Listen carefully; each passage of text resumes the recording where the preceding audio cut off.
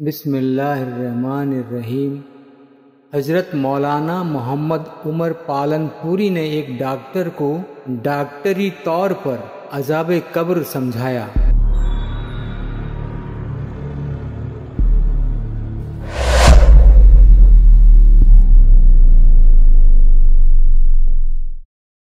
ایک دفعہ ایک ڈاکٹر نے سوال کیا کہ مولوی صاحب، قبر کا عذاب سمجھ میں نہیں آتا۔ میں نے کہا سمجھ میں اس لیے نہیں آتا کہ دکھائی نہیں دیتا۔ کہنے لگا جی ہاں۔ میں نے کہا دیکھو، دکھائی تو دیتا نہیں، لیکن ہم دیکھیں کہ خبر دینے والے کون ہیں جن کی زبان غلط نہیں بولی۔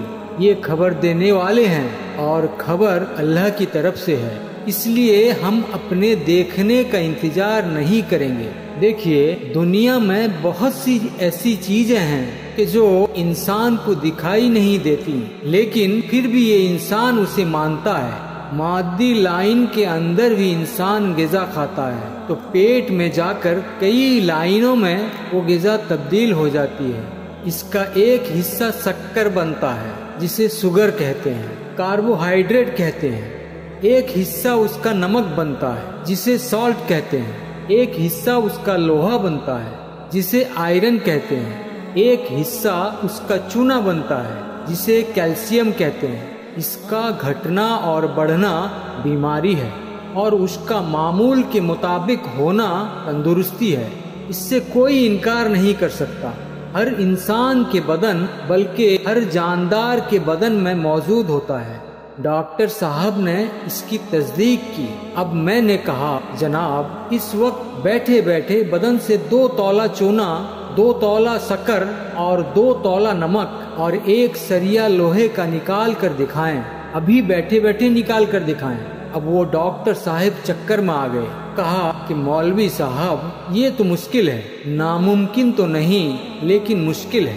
یعنی ناممکن تو نہیں اس لیے کہ خون کو نکالنے کے بعد اس سے کیمیکل، پھر اس سے شکر بنانا، چونا بنانا اور لوہا بنانا ممکنات میں سے ہیں، لیکن اس وقت بیٹھے بیٹھے مشکل ہے۔ تو اس سے یہ بات ذہن میں آ گئی کہ شکر 2 قسم کی ہے، ایک وہ جو انسان کے اندر بنتی ہے اور ایک وہ جو انسان کے باہر فیکٹریوں میں بنتی ہے۔ ایسا ہی نمک اور چونا ہے۔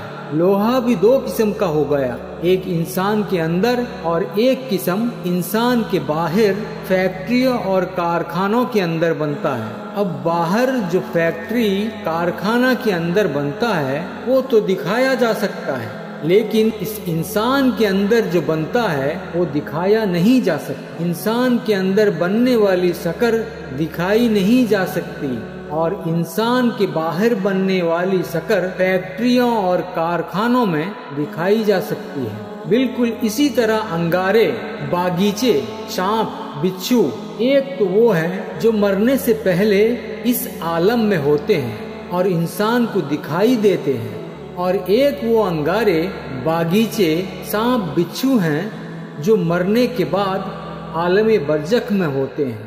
وہ دکھائے نہیں جا سکتے، لیکن اس کے اندر ہمیں رہبری لینی پڑے گی۔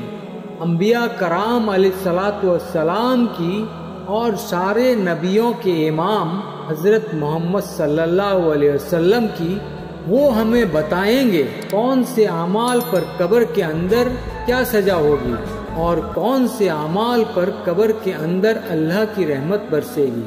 یہ بات نبی کریم صلی اللہ علیہ وسلم کی رہبری کے بغیر سمجھ میں آنا مشکل اور ناممکن ہے۔